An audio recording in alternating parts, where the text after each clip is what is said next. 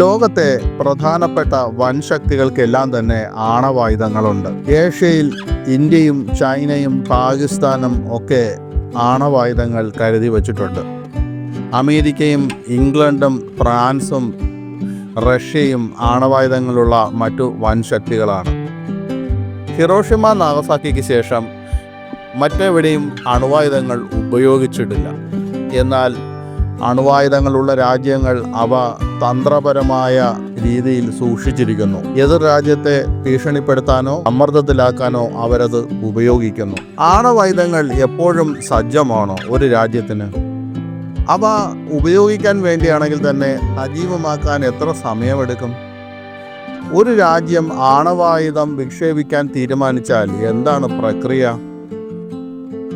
അണുവായുധങ്ങൾ സജീവമാക്കുന്നതിനുള്ള സമയം കുറച്ച് മിനിറ്റുകൾ മുതൽ കുറച്ച് മണിക്കൂറുകൾ അല്ലെങ്കിൽ ആഴ്ചകൾ വരെയാകാം. ഈ സമയം രാജ്യത്തിൻ്റെ സാങ്കേതിക ശേഷി, തന്ത്രം, കമാൻഡ് സിസ്റ്റം എന്നിവയെ ആശ്രയിച്ചിരിക്കുന്നു.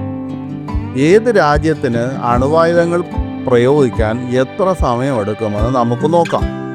ഇന്ത്യ പാകിസ്ഥാൻ യുദ്ധസമാനമായ സാഹചര്യത്തിൽ അണുവായുധ വിഷയം വീണ്ടും പുനരുജ്ജീവിപ്പിക്കപ്പെട്ടു.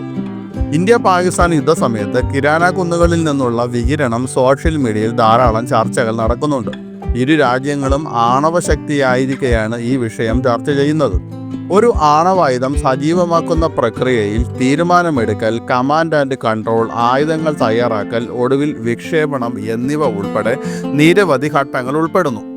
അണുവായുധങ്ങൾ സജീവമാക്കുന്നതിനുള്ള സമയം രാജ്യത്തിൻ്റെ സൈനിക തയ്യാറെടുപ്പിനെയും സാങ്കേതിക അടിസ്ഥാന സൗകര്യങ്ങളെയും ആശ്രയിച്ചിരിക്കുന്നു. പ്രധാന ആണവ രാജ്യങ്ങൾക്കുള്ള സമയത്തിൻ്റെ ഏകദേശ കണക്ക് താഴെ കൊടുക്കുന്നു.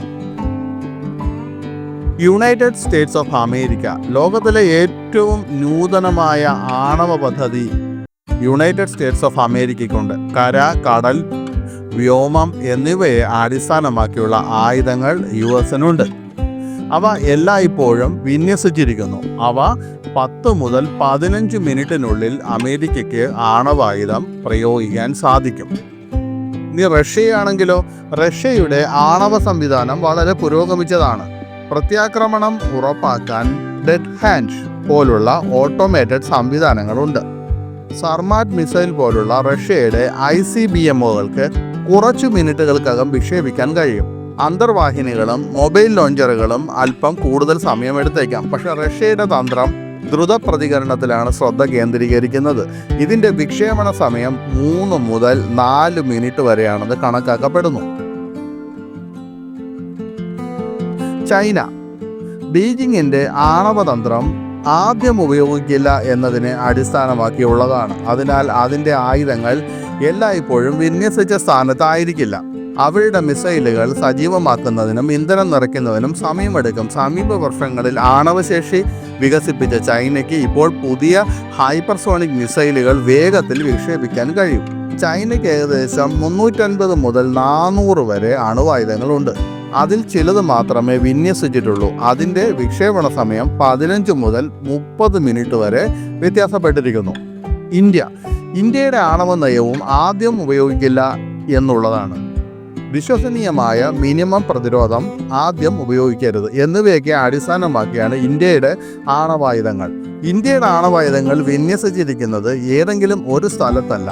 ഇന്ത്യക്ക് ഏകദേശം 172 അണുവായുധങ്ങളുണ്ട്. കൂടുതലും കരയിലും കടലിലും വിക്ഷേപിക്കാൻ ഇന്ത്യക്ക് കുറഞ്ഞത് 30 മിനിറ്റ് വേണ്ടിവരും. ഇന്ത്യക്ക് ഏകദേശം 172 അണുവായുധങ്ങളുണ്ട്. ഇവ വിക്ഷേപിക്കാൻ ഇന്ത്യക്ക് കുറഞ്ഞത് 30 മിനിറ്റ് വേണ്ടിവരും. പാകിസ്ഥാന്റെ ആണവതന്ത്രം ഇന്ത്യയെ കേന്ദ്രീകരിച്ചാണ്. വേഗത്തിൽ പ്രതികരിക്കാനുള്ള കഴിവുണ്ട്. എന്നിരുന്നാലും അവരുടെ ആയുധങ്ങൾ വിന്യസിച്ചിരിക്കുന്ന അവസ്ഥയിൽ സൂക്ഷിച്ചിട്ടില്ല. പാകിസ്ഥാന് ഏകദേശം 170 അണുവായുധങ്ങളുണ്ട്. കരയിൽ നിന്ന് വിക്ഷേപിക്കാനുള്ള സാങ്കേതിക വിദ്യയാണ് പാകിസ്ഥാന് കൂടുതലും ഉള്ളത്.